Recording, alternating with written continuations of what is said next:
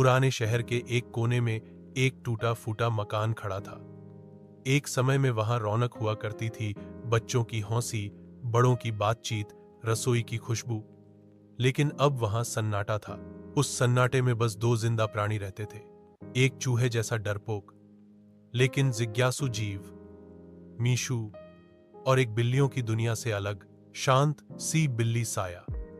साया दिन भर खिड़की के पास बैठकर बाहर देखती रहती और मीशू दीवारों के पीछे से उसे देखता। दोनों एक दूसरे की मौजूदगी को महसूस करते थे, पर कभी आमना सामना नहीं हुआ था।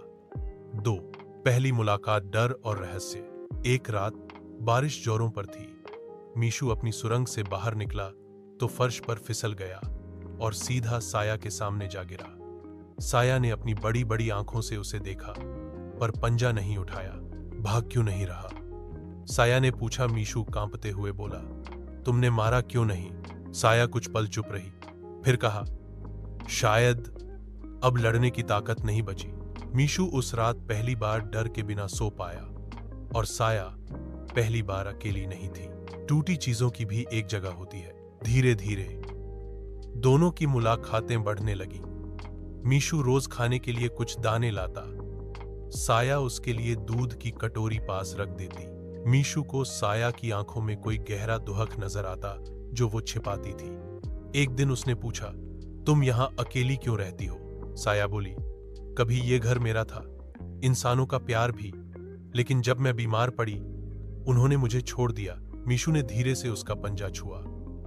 अब तुम अकेली नहीं हो। चार दोस्ती की हदें। मौसम बदला, दिन छोटे हुए और रातें लंबी। दोनों अब जैसे एक दूसरे की जरूरत बन गए थे। मीशू अब उसके पास सोता और साया उसे रात को कहानियां सुनाया करती। एक दिन एक इंसानी बच्चा वहां खेलने आया। उसने मीशू को देखा और डर के मारे जोर से चिल्लाया। उसके पीछे पीछे कुछ लोग भी आ गए। इस बिल्ली को तो हमने यहां से निकाला था। साया ने मीशू को अपनी पूंछ के पीछे छिपा लिया। लोग पत्थर उठाकर फेंकने लगे, लेकिन तभी मीशू सामने आ गया। उसे कुछ मत कहो, वो मेरी दोस्त है। लोग हौंस पड़े। चूहा और बिल्ली दोस्त कहानियों में होता है, असल में नहीं। लेकिन साया ने अपनी शान से सिर ऊंचा किया और बोली, असल कहानियां तो वहीं से बनती हैं जहां यकीन कोई न करे। 5 घर का दूसरा चेहरा। कई दिन बीत गए। उस घटना के बाद मीशू और साया और भी करीब आ गए। अब दोनों ने मिलकर घर को ठीक करना शुरू किया। टूटी खिड़कियां, गिरती छतें, सब कुछ।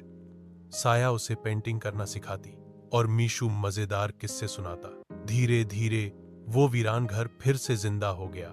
लोग अब उस घर को चमत्कारी घर कहते थे, जहां एक बिल्ली और चूहे की दोस्ती ने वक्त को बदल दिया। 6 आखिरी मोड़, आंसू और सच्चाई। एक दिन मीशू बहुत बीमार हो गया। उसका शरीर कांप रहा था। साया उसे गोद में लेकर बैठ गई। तुम मुझे छोड़कर तो नहीं जाओगे ना? उसने पूछा। मीशू मुस्कुराया, मैं तो अब तुम्हारे दिल में हूं, हमेशा के लिए। साया की आंखों से आंसू टपके, लेकिन मीशू ने उसकी आंखों में देखते हुए कहा, तुम फिर से अकेली नहीं होगी, क्योंकि हमारी कहानी अब लोगों के दिलों में रहेगी। नई सुबह साया ने मीशू को अपने दिल में रख लिया। उसने उसका एक छोटा सा चित्र घर की दीवार पर टांग दिया।